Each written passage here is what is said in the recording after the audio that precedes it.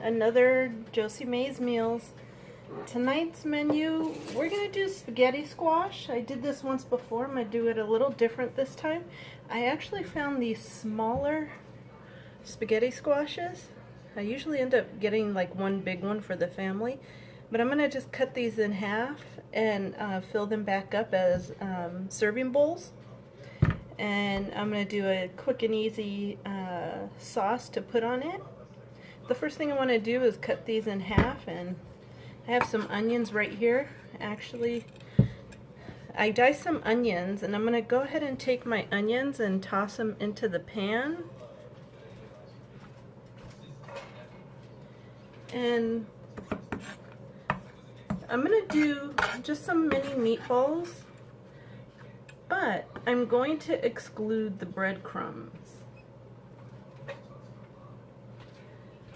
because I'm going to try to exclude as much carbs from this as possible. So I'm going to go ahead and cut this in half.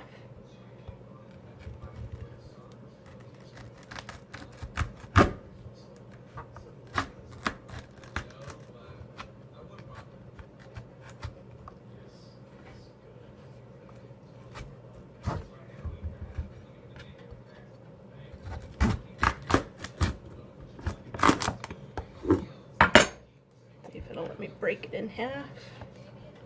Nope, it's gonna need some help.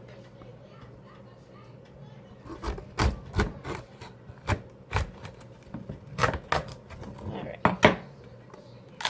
There we go. So, I'm gonna grab a spoon. Actually, I just use a fork.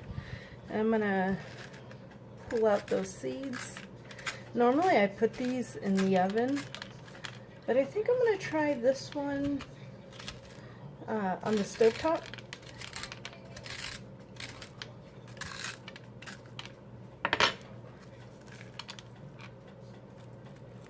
I just want to make sure all of the seeds are out.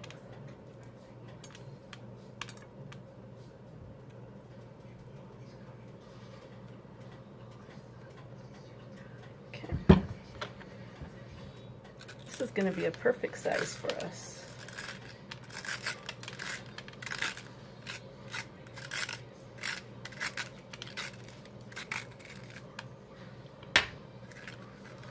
To be honest, I didn't even know they sold spaghetti squash this small. Never seen it in my market this small, but they had them, so I got them. Alright. So what I'm going to do is just go ahead and, oh, there's a few more seeds on this one. Oh, that's fine. I'm going to go ahead and toss these into my pot of boiling water that I have right now. I do want to mention that I did make sure I cleaned the outside thoroughly because it did have some dirt probably on it. And I'm going to go ahead and cut into this one and get this one in the pot as well, and then we'll be right back. Alright, we're back.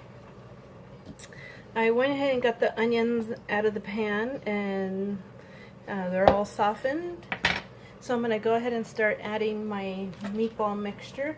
I'm going to use a 93.7 ground beef. I was trying to decide if I wanted to actually do ground turkey or ground chicken instead, but I decided to go with just a more leaner ground beef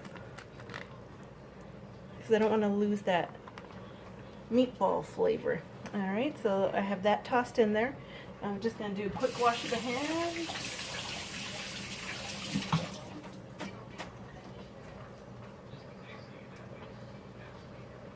The spaghetti squash is still going. So, like I had mentioned, we're not going to use breadcrumbs. I am going to use some minced garlic. Forgo this if you don't like garlic. I like garlic, so I'm going to use about that much right there. If you have fresh parsley, use your fresh parsley. I don't, so I'm using dried parsley, and I like a lot of that as well.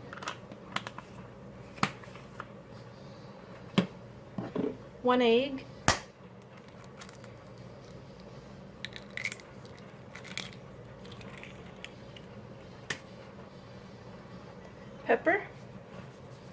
to your taste. I'm using a light salt.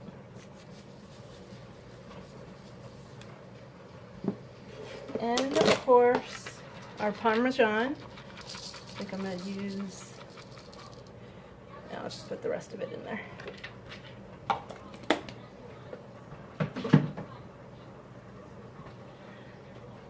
Alright, so there's two ways you could do this. You can put your hands in there and get it going, or you could use a utensil. I'm going to see if I could get it going with a utensil first.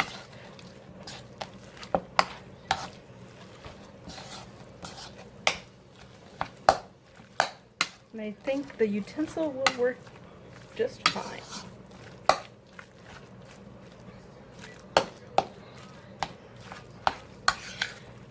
Just want to make sure everything is combined.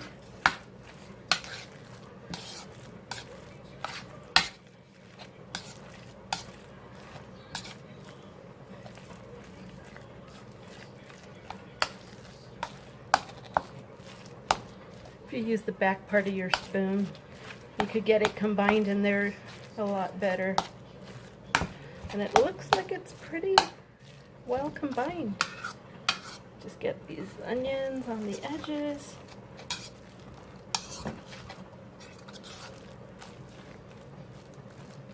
Alright, perfect. Next thing I want to do is just ball these up, and I don't want them very big.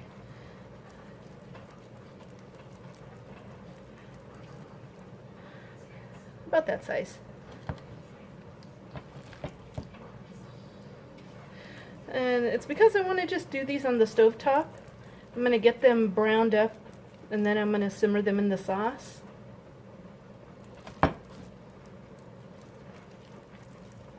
If you don't want to do the meatball, this mix alone in your pan with some sauce would work out just as well, I think. Alright, so I'm going to go ahead and get the rest of these done and get some of these started in the pan, and then we'll be right back. Alright guys, so spaghetti squash is still going, almost done. Got it boiling away. I also have the meatballs right back here, and I'll go ahead and show you what those look like right now.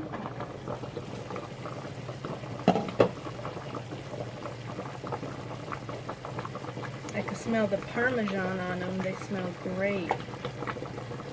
They're holding their shape, which is good. I'm going to have to grab something else to turn them with now. They should be good. Yeah. Alright. I'm going to go ahead and cover these up. I'm going to actually turn them and cover them up. And once they cook through a little more, I'll go ahead and get the sauce incorporated. And then the squash should be done by that time, and then we'll be right back. I forgot one thing I should mention. When I was mixing the meat together, I forgot to include my oregano. So I did do that after I had paused, just so you know what was also inside the meatballs. Alright, thanks. Okay, so I went ahead and pulled it out of the pot. It's really hot, but all I'm going to do is just pull it apart. It's going to stay in here. All I'm doing is pulling it.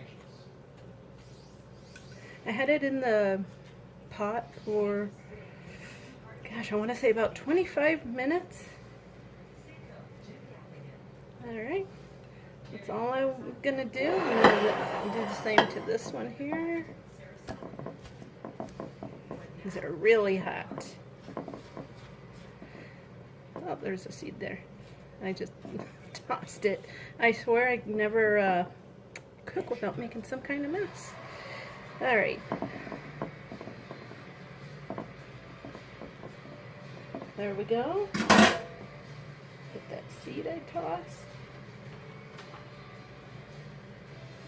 And give you a quick ride over to the pan.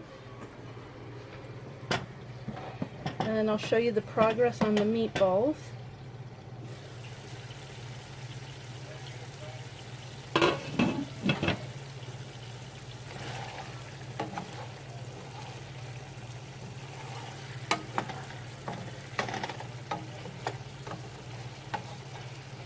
Alright, looking good.